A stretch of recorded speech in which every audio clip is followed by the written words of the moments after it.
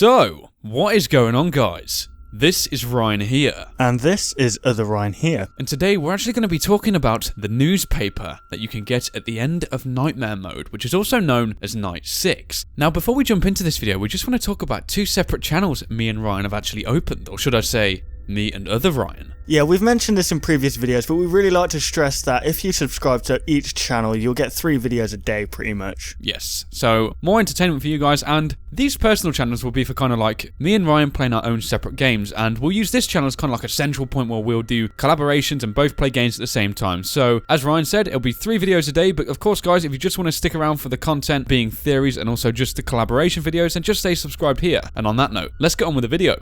So, as I said before, we're going to be talking about the newspaper clipping that you get at the end of Night 6, and there's quite a lot of interesting things about this, but we're mainly going to be focusing on the image which is actually central in this newspaper and what this actually might mean. Yes, in the background of this image, if we were to brighten it up, we can see Springtrap laying on the side. Yes, we can, yeah, and he's kind of... I was actually looking at this for quite a bit, and when you actually look at the way Springtrap's positioned, do you think he could actually be looking at the toy Freddy? Yeah, quite possibly. I mean, I think there was... I don't know if there's some kind of rivalry between the two, but I don't know. Almost seems like it, doesn't it now? It makes you think that it's almost too appropriate because kind of like the, you know, the images that you can sometimes see on throughout the Five Nights at Freddy's 3 establishment of Freddy. Yeah. But yeah, we all know that it looks like someone replaces them with a Springtrap image done in the same kind of art style. So it's almost like, was Springtrap meant to be the kind of golden character who kind of, you know, was the main driving force of Five Nights at Freddy's 1, but maybe he got scrapped and Freddy kind of took over his position. Yeah, this would explain the trailer, the Five Nights at Freddy's 3 teaser trailer, because it's mainly focused on Bonnie. Maybe it was like, you know, I was in the spotlight and now,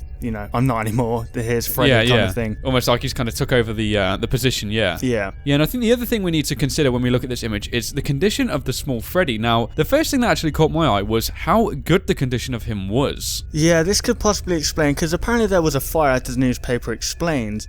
But if there was a fire, surely this little Freddy doll would be burnt, and it just looks brand new almost. Yeah, you'd have definitely thought there'd be some more wear and tear on the little guy, wouldn't you? I mean, if it was a fire and it burnt down the whole establishment, as it says, and I quote, Fazbear's fright burns to the ground, that literally means the fire would have been widespread, and it would have pretty much got every aspect and every corner of the establishment. So, why is this guy in such good condition? Well, one possibility could be that the office wasn't actually burnt. Yeah, this could actually mean that everywhere else in the establishment was possibly burnt, maybe where the fire originated from. And maybe the, as Ryan said, the office wasn't actually contained within this area that was burned, which actually leads to some more interesting points, because as we all know as well, there's a box of animatronics that sits in the bottom left-hand side of your office. And, you know, if we know this little figure to not be burned, what does that mean for these animatronics, the animatronic parts, from Five Nights at Freddy's 2? Does that mean they're actually in good condition too? Yeah, this could possibly go on to in another video we were talking about it being auctioned off to like a museum. I mean, you know, all the animatronic parts are there.